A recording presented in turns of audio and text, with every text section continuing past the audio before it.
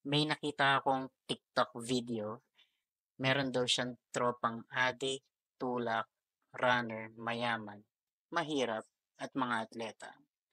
Lahat daw ng klase ng tao na yan ay hindi nakaranas ng kahit anong hate sa kanya.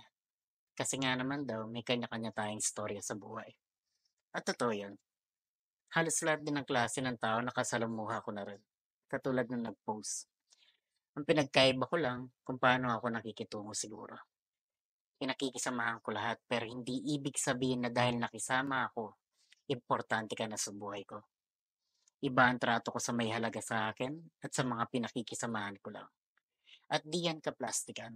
Marunong lang talaga akong rumispeto pero hindi ka kawalan sa buhay ko.